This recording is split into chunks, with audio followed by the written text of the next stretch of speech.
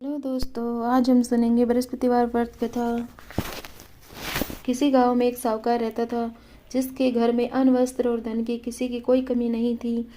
परंतु उसकी स्त्री बहुत ही कृपण थी, किसी भिक्षार्थी को कुछ नहीं देती, सारे दिन घर के कामकाज में लगी रहती। एक समय एक साधु महात्मा बृहस्पतिवार के दिन उसके द्वार पर आए और भिक्षा की याचना की। स्त्री उस समय घर के आंगन को लीप रही थी। इस कारण साधु महाराज से कहने लगी कि महाराज, इस समय तो मैं घर लीप रही हूँ, आपको कुछ नहीं दे सकती।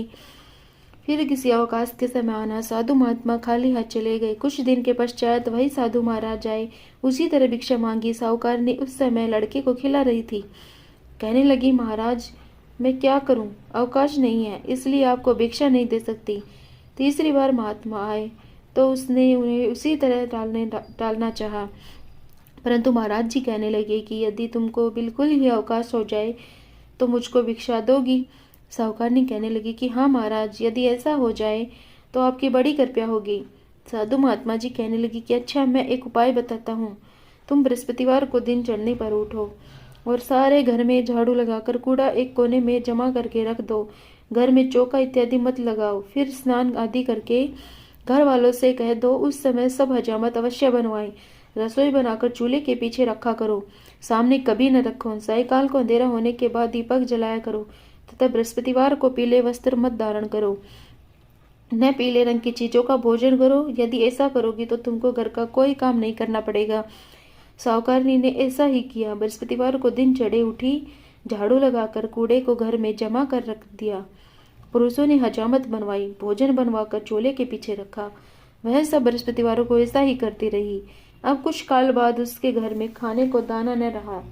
थोड़े दिनों में महात्मा फिर आए और भिक्षा मांगी, परंतु सेठानी ने कहा, महाराज मेरे घर में खाने को अन्न नहीं है, आपको क्या दे सकती हूँ। तब महात्मा ने कहा कि जब तुम्हारे घर में सब कुछ था तब भी तुम कुछ नहीं देती थी, अब पूरा पूरा अवकाश है तब भी कुछ नहीं दे रही हो, तुम क्या चाहती हो वह कहो। तब सेठानी ने हाथ जोड़कर प्रार्थना की कि हे महाराज, अब कोई ऐसा उपाय बताओ कि मेरे पहले जैसा धन धान्य हो जाए। अब मैं प्रतिज्ञा करती हूँ कि अवश्य मैं जैसा आप कहेंगे वैसा ही करूँगी।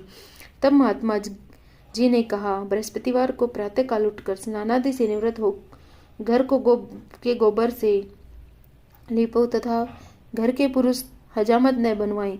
भूखों को अन्न जल देती रहा करो।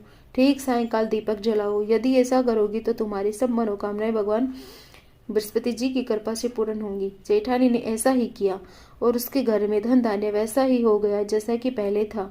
इस प्रकार भगवान बृहस्पति जी की कृपा से अनेक प्रकार के सुख भोग कर दीर्घ काल तक जीवित रही। Thank you.